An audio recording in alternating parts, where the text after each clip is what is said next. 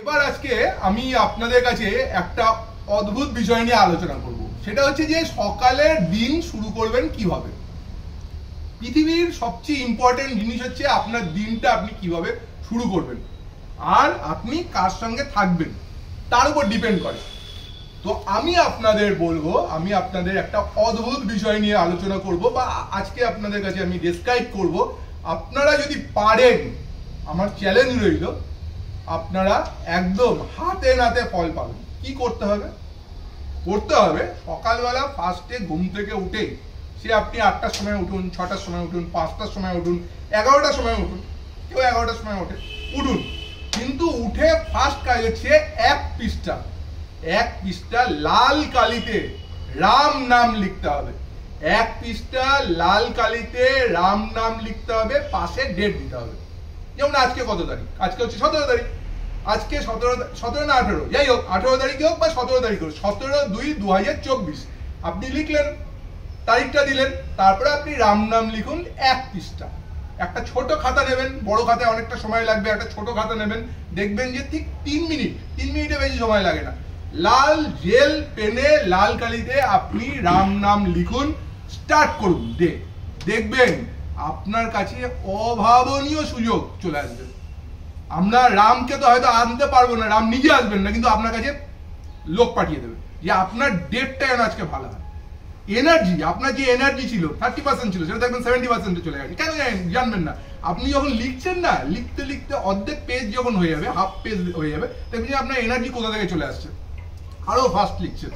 এবং সবচেয়ে মহামূল্যবান যে বিষয়, সেটা হচ্ছে যে এই রাম নামের এক অদ্ভুত গুণ রয়েছে। তো একটা ছোট্ট গল্প, 1 মিনিটের গল্প। সেটা হচ্ছে যে এক সন্ন্যাসী গিয়েছিল স্নান করতে, গঙ্গা স্নান করতে। সেই সময় এক ডাকাত এসেছিল যে সন্ন্যাসীর কাছে জানতে যে কিভাবে আমি এত যে পাপ করেছি, কিভাবে আমি এই পাপের থেকে মুক্তি পাবো। তো সন্ন্যাসী যে শিষ্য ছিল, সে শিষ্য বলেছে যে তুমি 3 বার রাম নাম করবে, তাহলে তোমার সমস্ত তোমার যা পাপ করেছে সব মুক্তি। সন্ন্যাসী ফিরে আসছে, জিজ্ঞেস করছে তার শিষ্যকে কি হয়েছে। বলে যে ওই ডাকাতটা এসেছিল, ওকে বলে দিয়েছি যে 3 বার রাম নাম করতে। সন্ন্যাসীর মাথা খারাপ হয়ে গেছে, বলছে তোকে আমি এই শিষ্য করলাম, তোকে আমি এই শেখালাম, 3 বার রাম নাম নেবে? আরে একবার রাম নামে যা পাপ আছে সব ধুয়ে যাবে। সেখানে তুই 3 বার বললি, যা শীঘ্রই যা, ডাকাতের কাছে যা, গিয়ে পায়ে ধরে বলে আছে ভুল হয়ে গেছে, একবার রাম নাম। তাহলে রাম নাম অনলি ওয়ান টাইম। রামটা কোনো নামই না, বেসিক্যালি রাম কোনো নাম নয়, বেসিক্যালি রাম হচ্ছে বীজ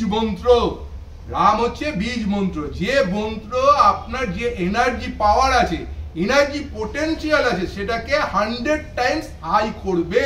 আপনি যদি রাম নাম করেন, দেখবেন যে আপনার নাভির কাছে এমনি বড় হয়ে গেছে। কোনো বৈজ্ঞানিক আপনাকে বলবে না, কোনো ফরেনার আপনাকে বলবে না, কোনো বিদেশি লোক আপনাকে বলবে না, কারণ তারা জানে না, তারা এর মাহাত্ম্যই জানে না। বলবে কি? বলতে হলে তো জানতে হবে। আপনি নিজে করুন, কারোরই কথা শুনবেন না।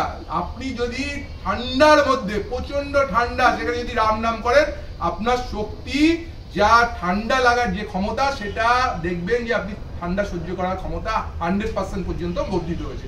আপনার শরীরের টেম্পারেচার বৃদ্ধি পেয়েছে।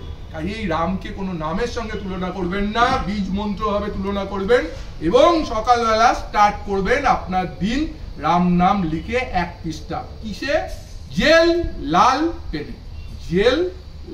পেনে 1 পৃষ্ঠা, পাশে ডেট। আজকে থেকে শুরু করবেন। 21 দিন পর যদি কিছু না হয়, আমাকে এসে বলবেন যে হলো না, কেন হলো না, কৈফিয়ত চাইবেন, আমি অ্যান্সার দেবো। আমি অ্যান্সার দেওয়ার জন্য বসে আছি। নমস্কার, ধন্যবাদ।